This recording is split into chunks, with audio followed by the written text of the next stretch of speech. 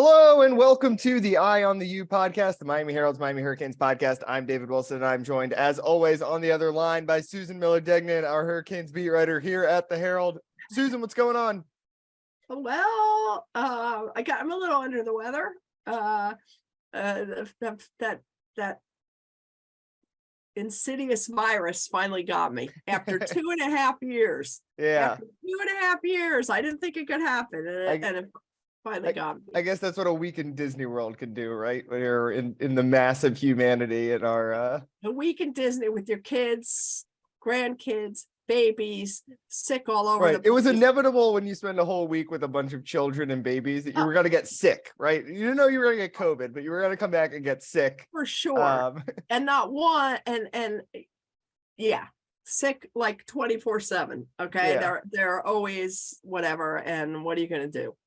But you've been persevering. You've been writing from home all week. I had to fill in for you at the Orange Bowl press conference yesterday, but otherwise you've been covering all these transfers, and there have been a lot of them.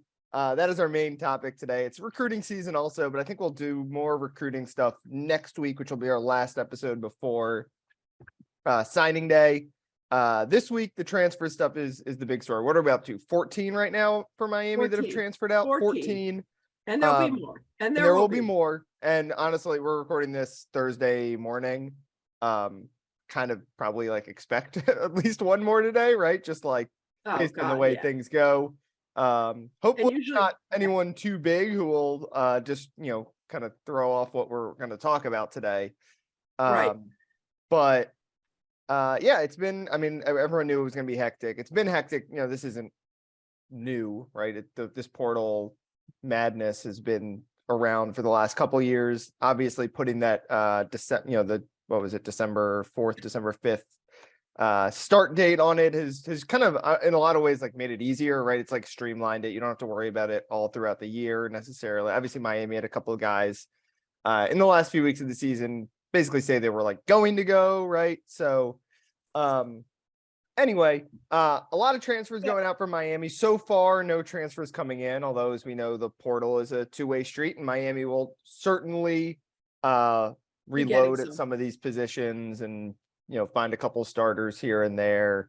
And as Mario Cristobal often said whenever the portal stuff came up, when we would ask about it at press conferences and stuff like that, it's also a two-way street because, sometimes you lose a guy that you wish wasn't going to leave, right? And sometimes you have an honest conversation with someone and say, hey, I don't know what your playing time is going to look like. You might be better off going somewhere else. And for the most part, I think that is the situation with most of the 14 outgoing transfers for Miami. That's what I think. I think so too. And I think it's two-way, but I think most of those guys. Most of it has been one way, obviously, and then some of it is, like disgruntled players, that kind of thing. Like definitely. So yeah. So I for this episode, I want to run through the 14. I don't want to like rank them, especially so many of them have not like really played too much or are so young that they're still works in progress. I kind of grouped in like the three types of portal guys, and really they're probably 4 or 5 in college football. Miami's not, we should say, not lost like any superstars, right? It's not like they've lost, like Jordan Addison last year was maybe, the biggest single name to enter the portal so far in this little portal era we've been in. Obviously, Miami's gotten a couple, Derek King would have been in that same category, I would say. And, even Quint, and then there's like the guys, a subsection of that category that Miami just can't lose guys like this because they're one of the biggest programs in the country, is the guys who are trying to level up, right? Maybe an FCS guy trying to go up to Division I, or a G5 guy trying to go up to play Power 5. Quincy Roche would be the perfect example of that, right? An All-American at Temple decides wants to get a little bit more exposure, play against a little bit tougher competition, and he winds up at Miami and gets to the NFL because of it, or at least partly because of it. So anyway, I've kind of grouped Miami's 14 into 3 other types. I have the guys who are kind of the major losses, right? The guys these guys are starters or really, really important role players. And when you lose them, they're the kind of guy who you're like, we got to find a replacement for this kind of guy. Either we got to hope our young guys develop, or maybe we got to find a portal replacement for them. The next group are kind of like the young guys who I still wouldn't be surprised if they're really good at their next stop, right? There's quite a few, freshmen, sophomores outgoing who maybe had a moment, a start here and there, a good game here and there for Miami, a highlight here and there. And just, especially with the new coaching staff coming in, it didn't work out. There's also, I put a couple of veterans in here, just guys who are kind of the fallen out of favor guys who could go somewhere and be useful players, but probably weren't going to be much more than fringe rotation guys at Miami. And the last one are the guys who we just, I kind of I listed them as non-factors. I mean that for Miami, guys who didn't play a huge role for the Canes, and going somewhere else, or some of these guys might go down a level, or just look for a fresh start somewhere else. And again, this is more prominent because this year, I think, because Mario did not recruit a lot of these guys. All right, so we got to start with the big one. It's really the one, like, no doubt major loss they have, and that's Daryl Jackson. That's the biggest piece of news so far for Miami. I think the one name that is of these 14 that I don't want to say like didn't see coming, but like I think Mario for sure did not want to lose this guy, right? Like there's a couple other guys who maybe Mario didn't say like you should move on, but I don't think he was like crying when they moved on. Daryl Jackson, obviously Mario wasn't crying, but like that's a big loss. That guy was your starting. Oh, that's big. He's your second or third best defensive lineman last year, only a sophomore, and he and Leonard Taylor next year, like we all thought Miami was going to have one of the best D tackle tandems, certainly in the ACC, maybe one of the best ones in the country. And you lose him to Florida State, which is tough. That was major. And then he announces Florida State, but I kind of felt that once he went in the portal, wasn't surprising. Yeah. Well, as soon as because I had written about him, and then I wrote about him again when he announced he was transferring, and he's from Gadsden, Florida, and I think it's 15 miles from Tallahassee. I didn't realize it was so close. I know he was a panhandle guy, but like a 25-minute drive or whatever. I mean, it's right there. So, and supposedly his mom I don't know it has some kind of situation. I don't know if she's sick or has a health, but the point is, not surprised. It hurts more. It hurts. I mean, it just hurts. I think losing him. He was really good, and Mario really liked him and gushed about him. But I mean, that guy's an NFL player, right? That's the one NFL player they've lost here. He's NFL. We got another story next year, right? When he goes to when UM plays Florida State. I mean, well, and I remember with him because he started at Maryland, right? And Maryland. The buzz, he's now transferred twice in 2 years. And I think a lot of the buzz when he left Maryland was that he wanted to come back to Florida, be a little bit closer to home. Obviously, Miami to Gadsden County is a pretty long way. We don't know if the situation, whatever the situation was up at home, maybe progressed and got trickier. But yeah, ignoring all the personal stuff, like we hope everything is fine with Daryl Jackson. I'm never going to fault a kid for wanting to go play for the hometown team at all. I mean, how many times have Miami fans been frustrated about kids leaving home, right? Right. But yeah, I mean, just from a pure football standpoint, that's a huge loss. Miami, I think, was, when we talked about all the young guys, right? On defense, we're like, well, this defense has a chance to be pretty good with James Williams and Cam Kinchins and Leonard Taylor, Wesley Basaint. Akeem Mesidor, like Daryl Jackson was part of that group. They got to find a new defensive tackle. They actually, losing another guy. Lost another defensive tackle who's been a pretty useful guy for them. Obviously not to that level, and then they're losing a bunch of seniors. Maybe Jared Harrison Hunt can reemerge, a guy who's kind of flashed a lot early in his career and kind of had a little bit of a quiet year. I think he's a little similar to Leonard Taylor, which is tough, right? Like the TFL, like just wreak havoc kind of guys. But yeah, that's a tough loss, and certainly the biggest one, and really maybe the only major departure so far.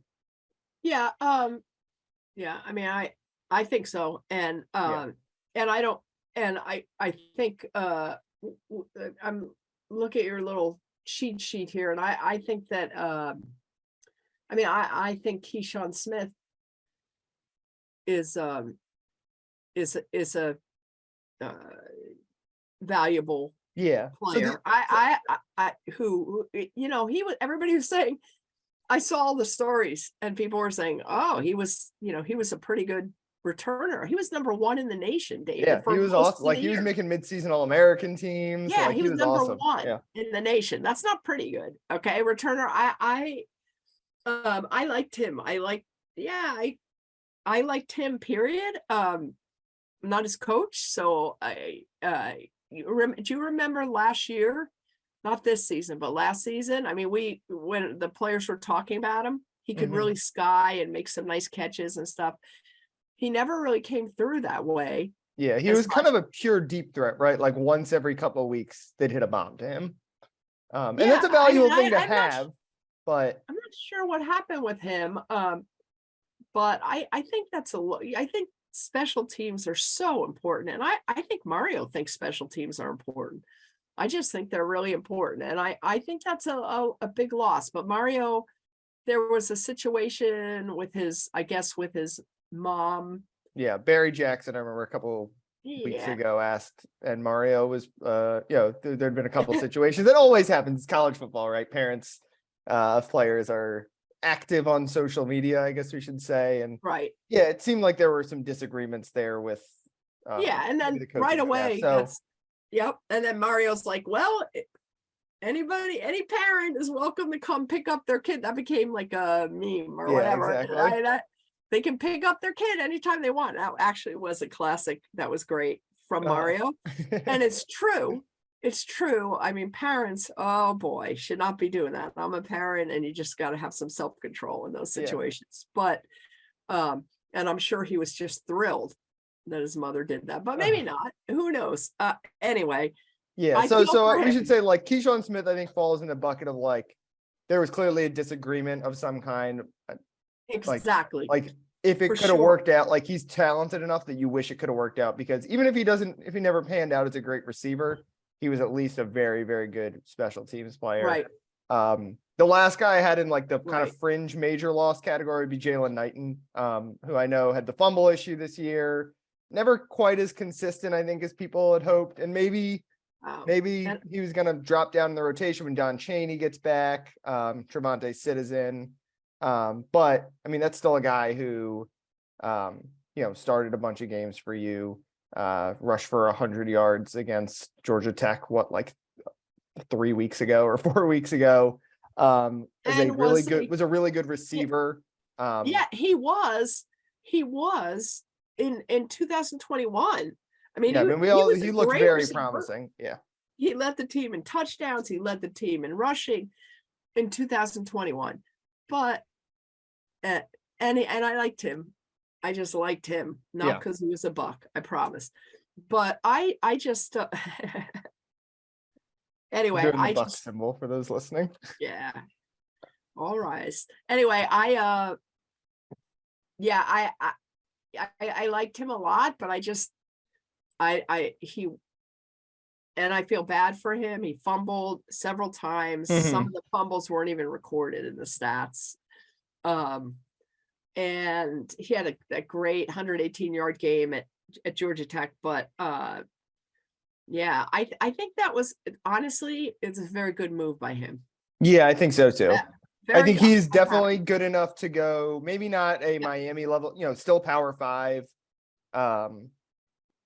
somewhere else, maybe that's not going to be, he's assuming Henry Parrish comes back. Like, Henry Parrish is going to be the starting running back next year. Boy, I hope Henry Parrish comes back. I now I'm going off on a tangent, but I really can't stand when these kids declare for the draft early when they really should stay another year. Yeah, in my opinion. I think Parrish will come back, but we'll see. Obviously, I never trust running backs because it's important to start going pro, because you don't want to get injured and all that kind of stuff. But yeah, so Knighton and Smith, I think, are losses because, well, now with Smith you need to find a new kick returner, and with Knighton, that we talked about. Do they need a running back in the portal? They definitely need a running back in the portal now. Absolutely. Right? Yeah. And Trevante, you know what? Here's the other thing that drives me crazy, but it's college football. This is college football and fans. Okay. Everything that hasn't started yet, all the kids who haven't played are the best. Okay? Right. Like who's to say Trevante Citizen won't have a fumble issue? Exactly. Trevante Citizen is the best, man. He's a stud. He's a whatever. Well, guess what? So was Jalen Knighton. Yeah, I mean, so was Jalen Knighton. So were all these Don kids. Cheney, who has obviously been injured all the time. Yeah. I always liked Don Cheney. I thought he was really good. But the point just can't stay healthy, unfortunately. Yeah, I can't stay healthy, but I really like him. I really liked his running and stuff. But there's so many guys, and I've heard you say, talk about these guys that now we're saying are quote unquote not really consequential, that entered the portal. And I remember you saying they were really good in high school, and they were. Yeah. Okay? But it changes once they start playing. It's a whole different level. Yep. The speed's different. Obviously, the size is different. It's a different sport in a lot of ways. I think running back is, and I've said this every year, and I know Don Solinger, the classic best to me running backs coach ever. He always said you can't have enough running backs. They always get injured, always, and they do. Yeah, I mean, we saw it this year. Obviously, it was one of the big stories of the season. All right, the next category I have are kind of it's a mix of two different guys. Some of them are young guys who I think have had good moments, and we thought at various points looked like future starters at least. And then some are some vets who are, well, I'll start with the two vets that I have in this category. And that's Gilbert Frierson and Al Blades. Two guys who had very solid careers here at Miami. Yes. And I love them both. But Frierson didn't play a whole lot this year. A guy who was, a starter. It seemed like not a fit in this defense. Obviously, he was a starter at striker a couple of years ago when that was the defense. And then Al Blades, who I don't think you'll find anyone around Miami will say a single bad thing about Al Blades. He kept sticking around. He changed to safety. One of the best special teams players probably in the entire country. Smart. Would start at safety in a pinch, would play cornerback when they needed it. Like you said, smart. So those are two guys who just probably were not going. I think Al Blades would have been kind of that, he's that Swiss Army knife in the secondary who I think would have, kind of filled whatever gap necessary. But for the most part, Frierson and Blades, I think, are two guys who, probably going to be able to go somewhere else. And like kind of similar to Knighton, like probably good for them to move on just because more opportunities to play elsewhere, I would guess. Yes. I'm really going to miss Al Blades. Both those guys, those are two of the favorites on. And Frierson and Gil. I mean, he was both of them to me like true Canes. I mean,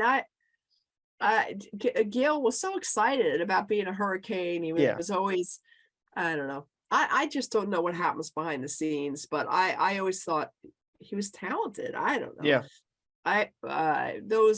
I'm disappointed, but don't disagree with him.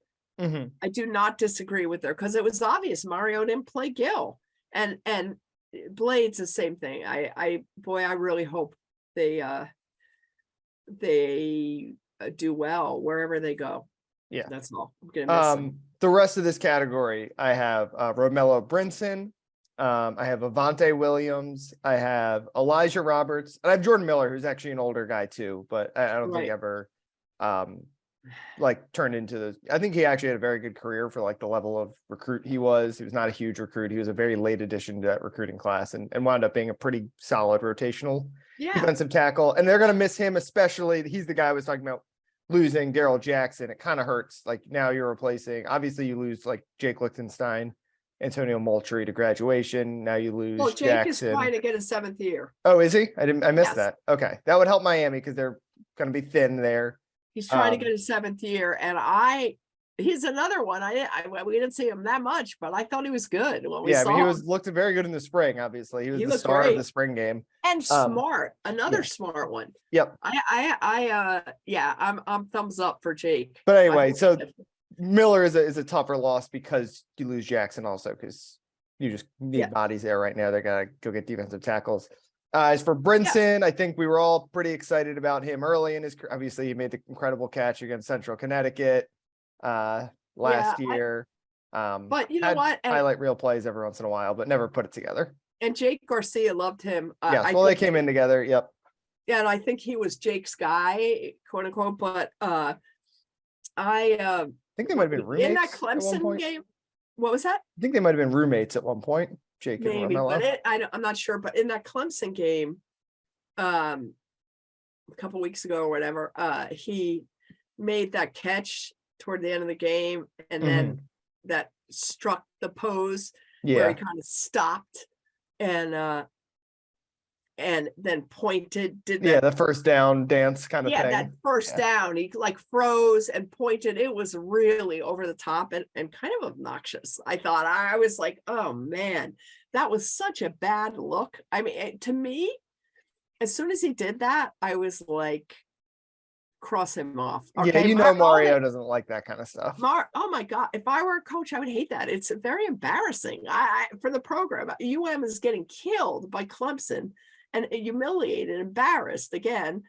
And the kid makes a catch and does this fancy, look at me. And I thought, oh man, he is not a team player. I mean, or put it this way, I'll take that back. He's not giving off the appearance of being a team player, I guess. He's very much an eye guy. He might be a team player, but I said, oh, forget that. Mario, and I'm telling you, I guarantee you, Mario was like, ugh. And that was, I mean, that was it. That was enough for me. I know that sounds stupid, but that's a really bad decision to do that. Okay, and that's it. I agree. Not like what the kind of thing Mario is looking for. And he's a guy who I wouldn't be surprised though if he goes somewhere else and has a good career, because he's promising and we've seen all the flashes. Every time he makes a play, it's always impressive. Just hasn't done it frequently enough. Avante Williams, another one who what a shame.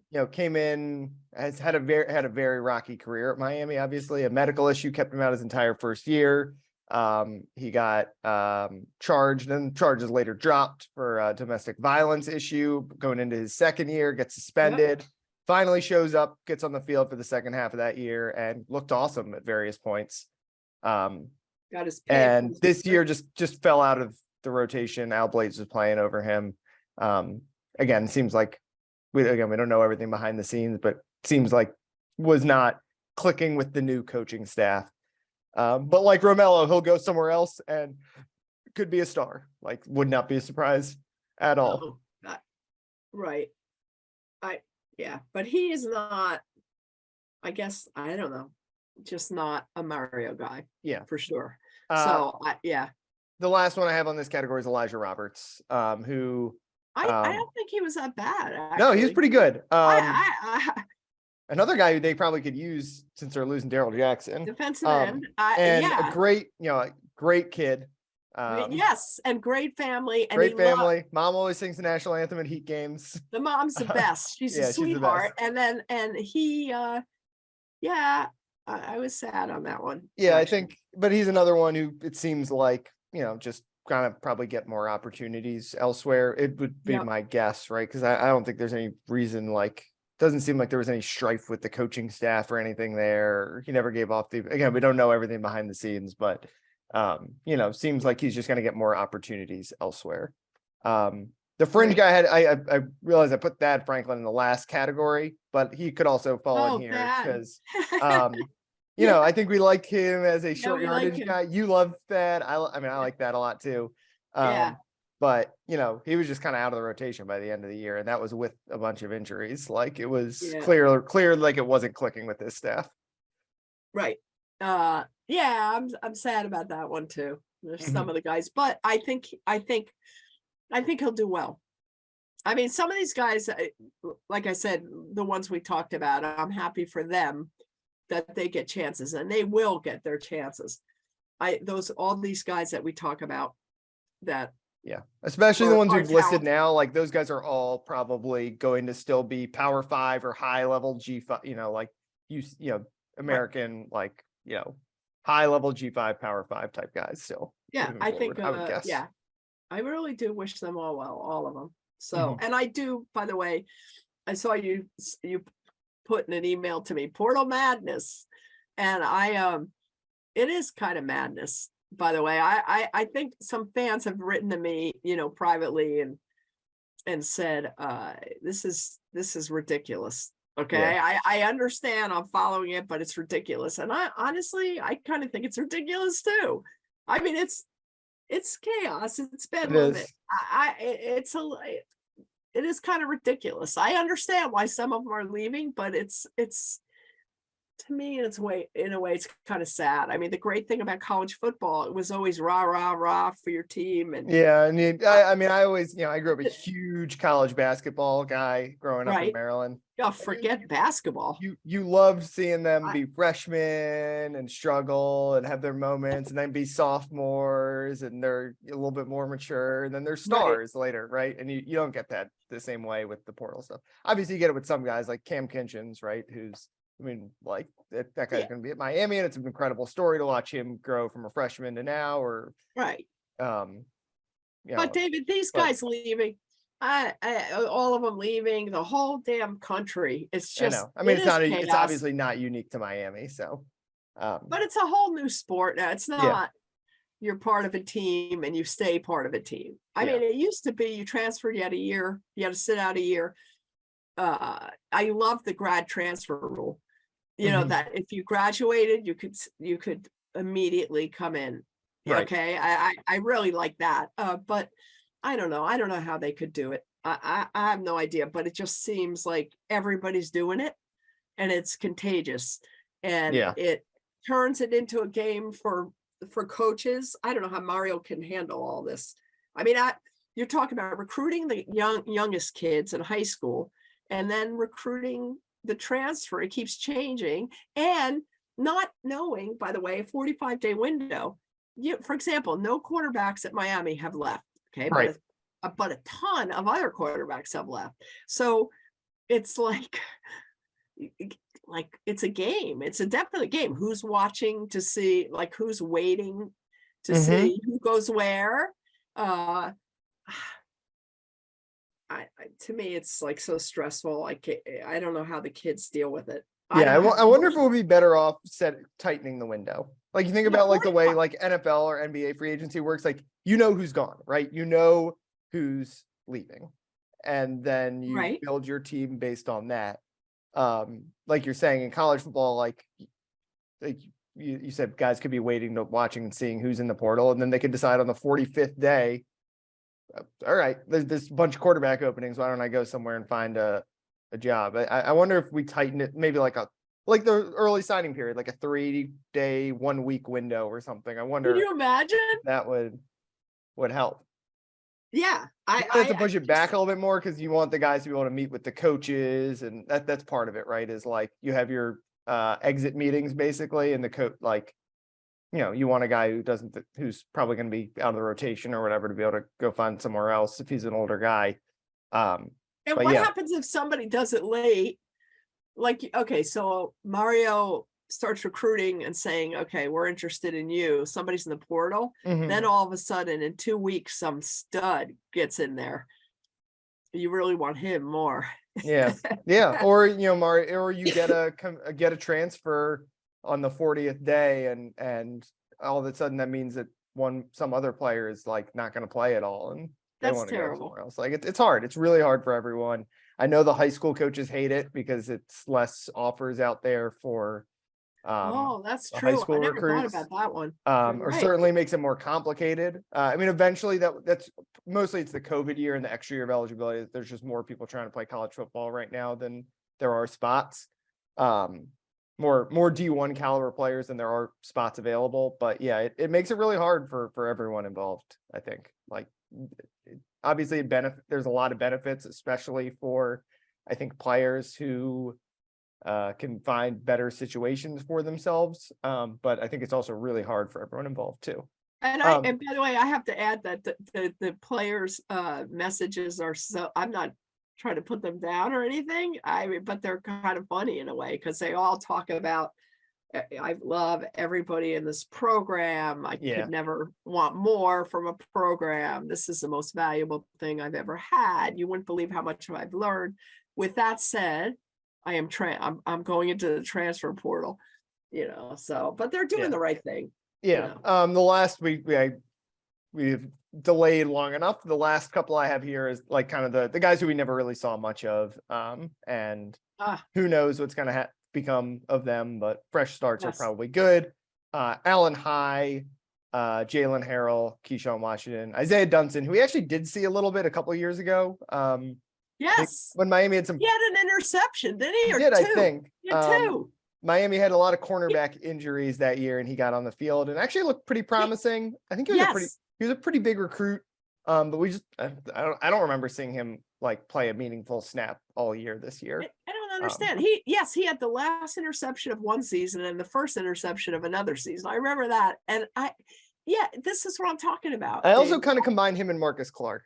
Like I can never remember which is which. Oh wait, I think Marcus Clark. Marcus Clark had a pick against Duke. It might have been Marcus Clark and not Isaiah. I think it was Marcus Clark, who also transferred, but earlier in the year. So But the point is, we talked about Isaiah Dunson as like, Isaiah, when's he going to play? Barry Jackson will be. When's he going to?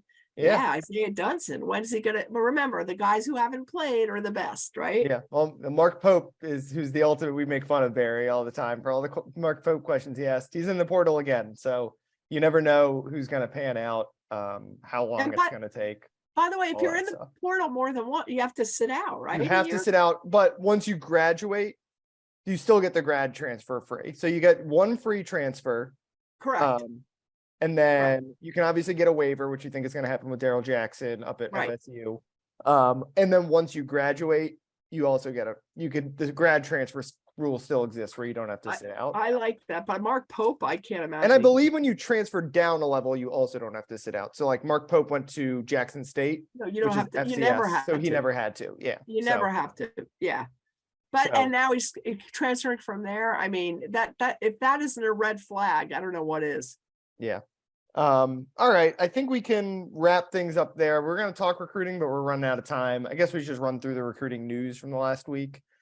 Basically two more defenders from Miami, both from Georgia. Marcellus Pulliam, a linebacker from Sandy Creek in Tyrone, Georgia. Big physical, like you see the kind of linebackers Mario's recruiting, and size is clearly important there. I think he's 6'2", 6'3". So not the big, most highly ranked recruit, but certainly fits a physical profile, I think, that Mario likes. And then I'd say the bigger news was getting Joshua Horton, flipping him from North Carolina the day after North Carolina plays in the ACC championship.